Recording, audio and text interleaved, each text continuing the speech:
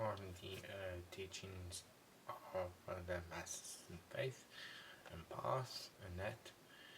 Um, we are now on the next video down that about the reason why we have main gods and lords and that. If you haven't already seen the previous video about the tribunal within us all, come and watch that one and such.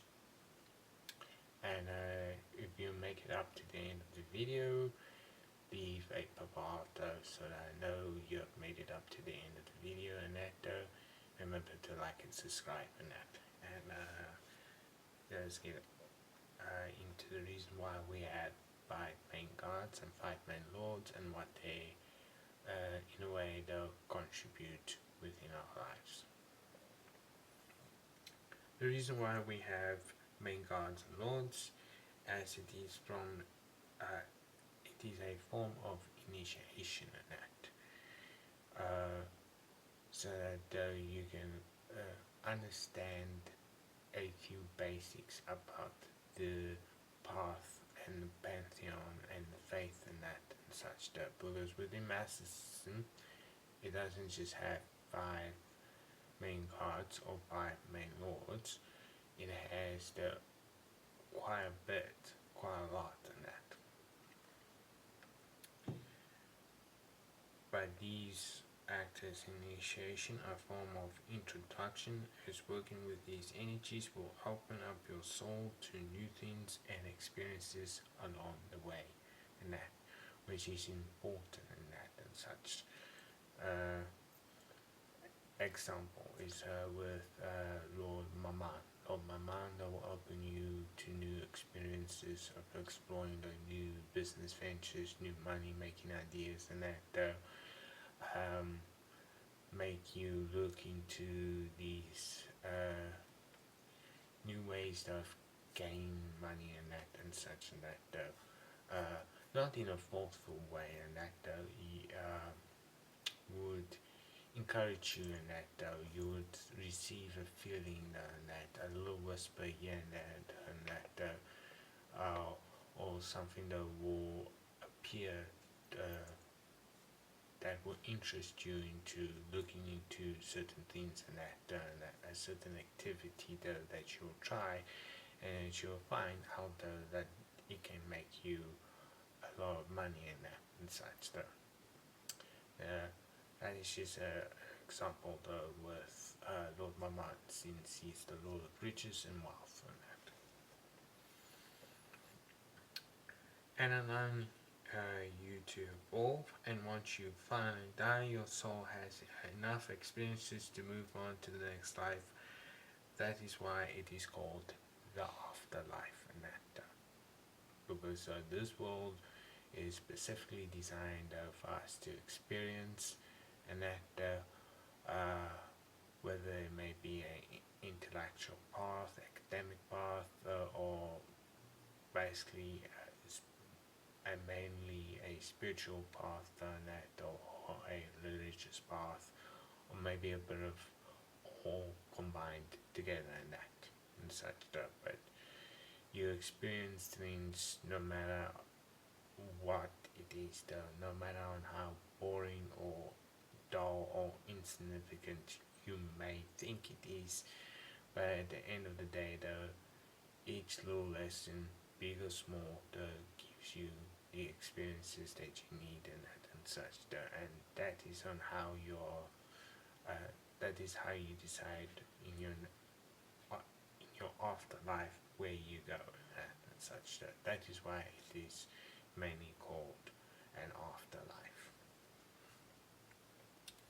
These gods and lords represent certain things in the psychological manner, as in Masticism, energy and entities are both psychological and physical in the same sense in that. So these beings that can be represented by psychological traits in that psychological manifestations in that of the psyche in that, as well as there are actual real beings in that though, different dimensions in that though, and those dimensions usually overlap though with ours, and that is on how they can interact though with us and such and that, because they do not technically have a physical body like us, though, that though. To them, they are physical in that though, but when we look into those things, though, that they are not physical to us in that, and it can be vice versa in that though, because they are in a higher state of existence, and that though they are able though to see and experience though far more than what we are able to experience here within this realm, within this third dimension.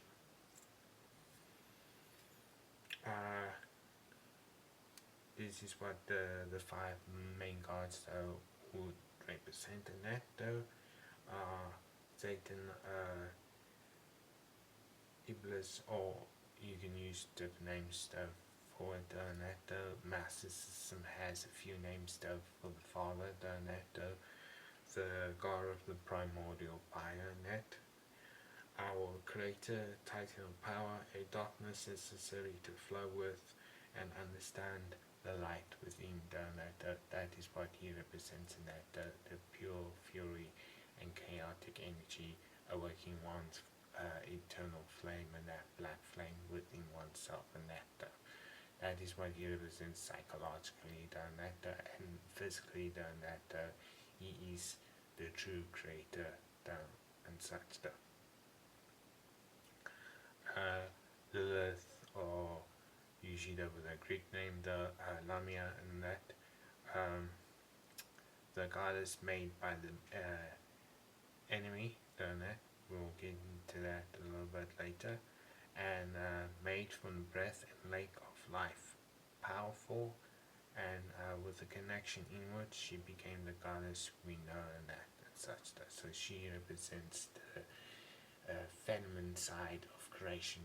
the beauty, the breath, and the river of life, and that, such that, within the psychological sense in that and such. Venus, Vena, or Venu, the brightest one of them all, the one who is a master at the stars. She is the teacher that taught the fallen kings, and she is the one who guides us. So she represents the guidance, the stars, charting a path within the psychological representation, that she is the pathfinder, she's the one who maps out your progress, and such, that to be a Venus, that is to be the brightest one, the one who has all the ideas, hope, and a charted out path that's planned way ahead, and that. Lucifer Ben Henshar, or the morning star, and that, the enlightened one, and that. The one who leads, who shows, who gives experiences, a figure of guidance and purity, not of submission, but of duality. That Lucifer's psychological is understanding the duality within, and the balance of things, and such being both of dark origin and light origin, and such whether you consider him to be a demon or an angel, that is what is the psyche of that represents the duality within the good and the bad.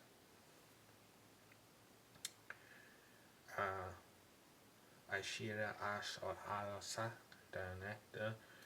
the one who is the sorrow and the harbinger of doom, the dread, the depression taking form with a apocalyptic flow, and such.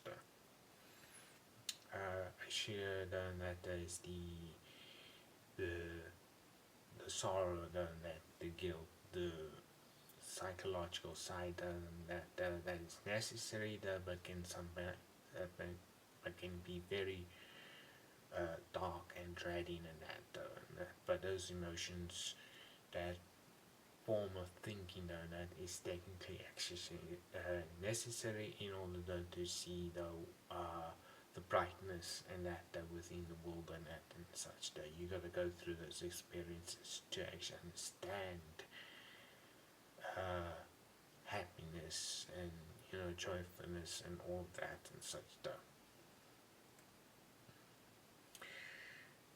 The Lords are the ones who guide and shape each day you live, and with every action as you connect with their energy, then the five main lords are the ones who dictate the little things that within every day, and the five main gods are the ones who influence the larger picture and such. Abaddon or Apollyon, the one who finds the inner crown, the destroyer of change, the herald of liberation and magic, a teacher of darkness, a dragon, the one who breathes fire, and frees you from your old and creates your new. Asmodeus or Osmosius, the one who shows the true desires within hearts, the one who gives confidence and energy and courage, and he's the one who shows the psyche of that, and that is the playful side, the lustful side, the desire of one, and the one who shows what you truly want within your heart, and that such the true desire beneath it all. Lord Mammon, the one who shows the value and for purity of things that is necessary and that has a price for us to understand loss and reward. So his psyche, that is the risk factor, knowing what you can gain, and that through certain actions, through certain determinations, through certain paths and such, and and weighing out the risks with the rewards and that such, he is always balancing and weighing and seeing teaching us that everything, every decision, every step that we take has a consequence, has a price to it. Astaroth, Astraste, the maiden of secrets, and that what is precious, the love for the time spent and the purity of the journey, and that she usually teaches us that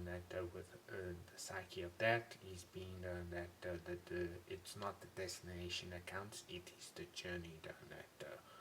and what you learn along the way, and such teaching us that time is precious, that it should be spent correctly, and such she's the one who shows you that secrets are usually necessary, that it usually builds character, it builds formation, and that it builds understanding of emotions and desires.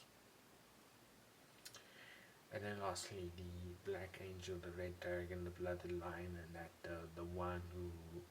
won't reveal his name until the end. A instructor, a guide, a teacher, a lord by one of, and the ease, the last time, the value of what was and what could be, of being but won't be, meaning that of true death and the final step of the last cycle, that his psyche that is teaching us that things can be final, but that is very okay, and that things should be final, that they can't really last forever, and that so that they should be final and that the value of what it was done that is what it